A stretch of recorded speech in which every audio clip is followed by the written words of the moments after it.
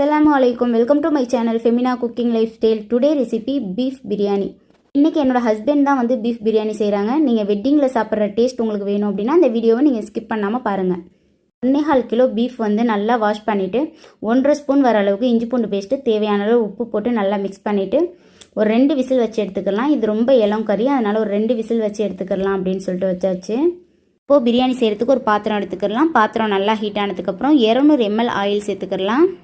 100 ml நெய் சேர்த்துக்கலாம். இதுக்கு மெஷர்மெண்ட் கண்டிப்பாக முக்கியம். நான் சொல்கிற மாதிரியே ஃபாலோ பண்ணிக்கோங்க. அப்போ தான் ஒரு வெட்டிங்கில் சாப்பிட்ற டேஸ்ட் அப்படியே இருக்கும். இப்போ 800 கிராம் வெங்காயத்தை நல்லா வதக்கிக்கோங்க. யூனிட்டி பாஸ்மதி அரிசி எடுத்திருக்கேன் 1 கிலோ. அதை வந்து நல்லா வாஷ் பண்ணிவிட்டு நல்லா ஒரு அரை மணி நேரம் அதை ஊற வச்சு எடுத்துக்கோங்க. ஏலக்காய் 10, கிராம்பு 10, அதுக்கப்புறம் பட்டை வந்து ஒரு 7லேருந்து 8 பட்டை சேர்த்துட்டு நல்லா அதையும் மிக்ஸ் பண்ணி விட்டுருங்க. ப்ரௌன் கலரில் இந்த மாதிரி வெங்காயம் நல்லா வதங்கினதுக்கப்புறம் இஞ்சி பூண்டு பேஸ்ட்டு சேர்த்துக்கலாம். ஒரு 3 ஸ்பூன் வர அளவுக்கு இஞ்சி பூண்டு பேஸ்ட்டு சேர்த்துக்கோங்க.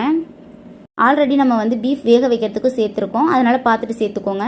அப்புறம் 1.5 ஸ்பூன் வர அளவுக்கு மிளகாய்த்தூள், 1/2 ஸ்பூன் வர அளவுக்கு மஞ்சள் தூள் சேர்த்துட்டு நல்லா மிக்ஸ் பண்ணி விட்டுருங்க. தக்காளி வந்து 400 கிராம் தக்காளி எடுத்துருக்காங்க. அதுக்கப்புறம் வந்து 1 கட்டு புதினா, 1 கட்டு வந்து மல்லி இலை எடுத்துக்கிறாங்க. எடுத்துகிட்டு நல்லா போட்டு மிக்ஸ் பண்ணி விட்டுருங்க. தக்காளி நல்லா வதங்கணும். 6 பச்சை மிளகாய் எடுத்துகிட்டு இந்த மாதிரி கீறிட்டு சேர்த்துக்கோங்க. அப்புறம் 1/4 லிட்டர் தயிர் அதையும் சேர்த்துக்கலாம். சேர்த்துட்டு நல்லா மிக்ஸ் பண்ணி விட்டுருங்க. நம்மளுக்கு பீஃபும் வந்து ஒரு பக்கம் வெந்து வந்துருச்சு. 2 விசில் தான் வச்சோம். நம்மளுக்கு ரொம்ப இளம் கறிங்கிறதுனால சீக்கிரமே வெந்துருச்சு. தக்காளி வெங்காயம் எல்லாமே நல்லா வதக்கி விட்டுக்கோங்க. எந்த அளவுக்கு வதங்குதோ அந்த அளவுக்கு நம்மளுக்கு டேஸ்ட்டுமே ரொம்ப நல்லாயிருக்கும். இந்த டைமில் உப்பு சேர்த்துக்கலாம். ஒரு 4 கிளாஸ் வர அளவுக்கு தண்ணி சேர்த்துக்கோங்க. சேர்த்துட்டு உப்பெல்லாம் செக் பண்ணிக்கோங்க. அதுக்கப்புறம் வந்து ஒரு லெமன் வந்து புளிஞ்சு ஊற்றிடலாம், அவ்வளோதான். இப்போ வந்து நம்ம வந்து கறியை சேர்த்துக்கலாம். இதுக்கப்புறம் அவங்க வந்து தண்ணி சேர்க்க மாட்டாங்க, வடிகட்டிட்டு தான் ரைஸை சேர்க்க போகிறாங்க. எப்போவுமே வந்து என் ஹஸ்பண்ட் வந்து ரைஸை வடிகட்டிட்டு தான் சேர்த்துப்பாங்க அதிகமாக. அதனாலேயோ என்னமோ பிரியாணி ரொம்பவே டேஸ்டியாக இருக்கும். இப்போ இதை மூடி போட்டு விட்டுறலாம், அது கொதி வரட்டும். இப்போ ஒரு பாத்திரத்தில் நம்ம தண்ணி எடுத்துக்கலாம். தண்ணி சேர்த்துட்டு அதில் வந்து நல்லா உப்பு சேர்த்துக்கோங்க. கொஞ்சம் கறிக்கிற மாதிரி சேர்த்துக்கோங்க, அப்போ தான் ரைஸ் வெந்தால் கூட நம்மளுக்கு கரெக்டாக இருக்கும். இப்போ நம்மளுக்கு ரைஸ் எல்லாத்தையுமே சேர்த்துட்டு ஒரு தாட்டி மிக்ஸ் பண்ணி விட்டுருங்க.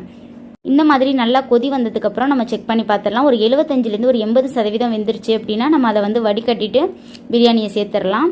அவ்வளோதான். இவங்க இதில் 4 கிளாஸ் தான் தண்ணி சேர்த்தாங்க. அதுக்கப்புறம் வந்து நம்ம ரைஸை வந்து வடிச்சிட்டு சேர்த்துருக்கோம். ரைஸை போட்டு ரொம்ப கிண்டக்கூடாது, அரிசி உடஞ்சிரும். இந்த மாதிரி வந்து கரண்டியை வச்சு லைட்டாக மிக்ஸ் பண்ணி விட்டுட்டு கலர் பவுடர் இந்த மாதிரி தொளிச்சு விட்டுருங்க. ஒரு 20 நிமிஷம் இது அப்படியே தம் போட்டுடலாம். பழைய தோசைக்கல் வச்சு மேலே வெயிட் வச்சு விட்டுருங்க. அவ்வளோதான். 20 நிமிஷம் கழித்து ஓப்பன் பண்ணி பாருங்கள். சூப்பரான பிரியாணி ரெடி. யார் யார் ஹஸ்பண்ட்லாம் இந்த மாதிரி சமைச்சு சர்ப்ரைஸ் பண்ணுவாங்க அப்படின்னு சொல்லிட்டு கமெண்ட் பண்ணுங்கள்.